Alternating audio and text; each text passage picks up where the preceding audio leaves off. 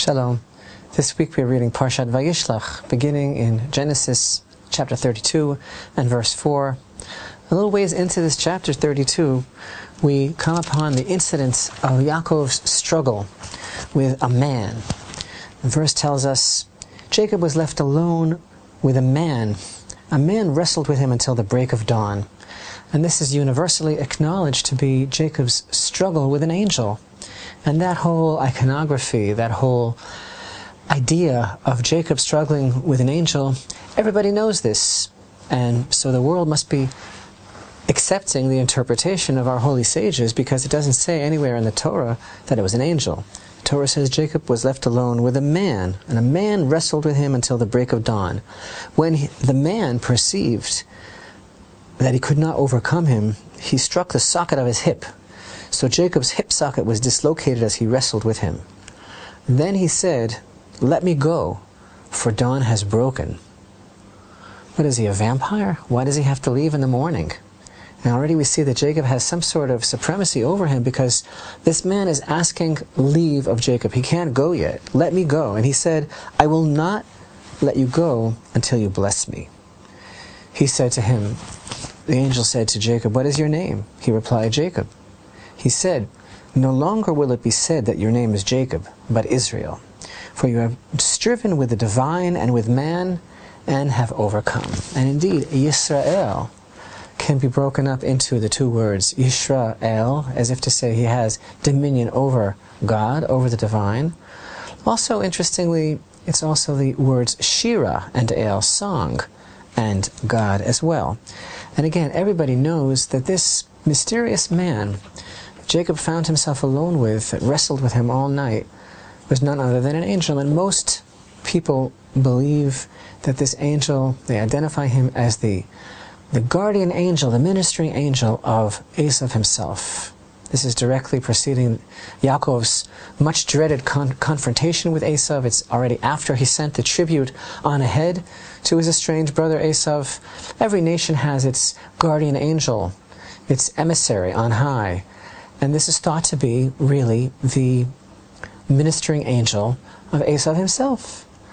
And this whole idea of him having to leave when dawn broke, he says, "Let me go, for dawn has broken." What's this really all about? Our sages have a beautiful tradition that every aspect of creation sings praise to the Almighty at dawn.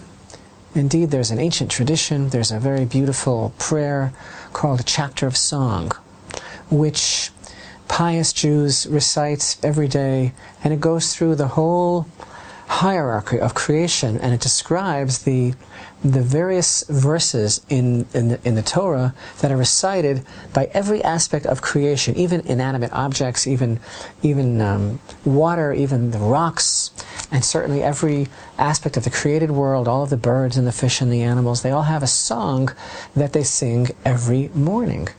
And actually the song is not so much sung by them as by their angel. And it's a whole orchestration of this holistic vision of creation together, singing in harmony to God. But the beautiful thing about reciting this Perek Shira, this chapter of song in the morning, is that we are taught that the angels on high cannot sing their song until we sing first, because everything was given over to man. The keys to the universe were really given over to man. So those angels can begin their beautiful song only after we have sung. But getting back to our mysterious encounter with Yaakov and this angel, again, most interpretations hold that this angel is none other than the angel of Esav. And what is this idea? Okay, so now I understand why he has to go, because in the morning everybody has to sing. And obviously Yaakov has already demonstrated his besting of the angel, and so the angel is now asking Yaakov, "Let me go so I can sing." But what is this idea of Yaakov asking, "What is your name?" And the angel said, "Why do you ask me my name?" And he blessed him there. And then the angel departed. And the angel wouldn't tell him his name. He says, "Why do you ask me my name?"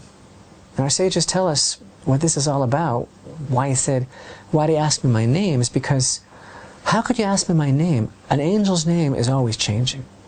An angel's name depends on his mission. An angel only does one mission at a time, and the name of the angel is a direct connection to the nature of its mission. Well, maybe that's what it means when the angel said, why do you ask me my name? I can't tell you my name. But there is another fascinating tradition, in addition to the idea that most people are aware of, that the angel is identified as the ministering or guardian angel of Esav. At the same time, there is another rabbinical tradition. It's the road less traveled. It's far less known, and it's an amazing tradition. And it's cited in a very, very important and beautiful work. Pirkei Rabbi Eliezer, the chapters of the great Rabbi Eliezer, and there it states an amazing thing. It says, you know what the angel's name was? The angel's name is Yisrael, Israel. And then right away you'll ask, well, the guardian angel of Esav is named Israel? So no, it says, this is a different tradition. It says, this wasn't the guardian angel of Esav, this was actually an angel of mercy that God sent to Yaakov, and that his name was really Israel, and that the angel himself was really alluding to this. If you look at the verses, it's really very beautiful. The angel says to Yaakov, when Yaakov says, please tell me your name, the angel says, why do you ask me my name? And so the idea is that the angel was actually alluding to this very concept that we just mentioned. Why do you ask me my name? You know that the name of an angel is a reflection of its task. Well, my task here was to change your name to Yisrael. My task was to give you the name Yisrael, so that's my name. This is really a very amazing idea. But I think that really, if you think about it, there's no contradiction.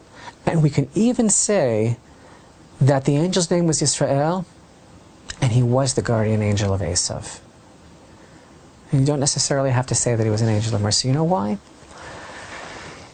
Because our job here, the job of Yisrael, is to subdue Esav, is to subdue the angel of Esav. And that's just what Yaakov did. And you know, Yitzchak, when he wanted to give the blessing to Esav, he thought that Esav was going to sanctify the physical. That was his mistake. He thought that Esav was going to be able to do it, to bring this world, physical as it is, to a place of godliness. Esav was not able to do that. He rejected it completely. Pour that red stuff down my throat. Why do I need the birthright? I'm going to die. You can't sanctify this world. But Yaakov was willing to do it. And so Yaakov, in a way, controls the angel of Esav. And let's remember something else that's really fascinating.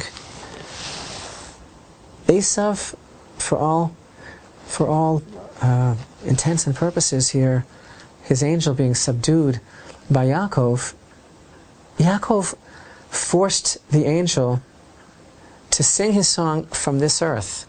The angel wanted to go. He said, release me, because it's time has come for me to go and sing. But actually, he sang before he left. Yaakov did the impossible. He made the angel sing his heavenly song from here, while yet on earth. And that's our whole job. That's our whole purpose, is to, just as we do with Perek Shir, just as we do by reciting these chapters of song every morning, so that the celestial host can sing, because the keys are in our hands. Yaakov forced the moment. He forced the angel to sing from this world. This is what we are all about. Shira El, Yisrael, Yashar El, straight to God. Godly song, singing to God, subduing, as it were, the divine. Our job in this world is to make this world into a habitat for godliness, to sing praise of Hashem, of the Almighty, here in this world, just as Yaakov forced the angel. So whether or not we say that this was indeed an angel of mercy, or the guardian angel of Esav, we see that the angel's name clearly was Yisrael, and that he bequeathed that name to Jacob. And that name is reflective of the divinely appointed task and destiny of Israel, the legacy of Israel, and all the descendants of Israel.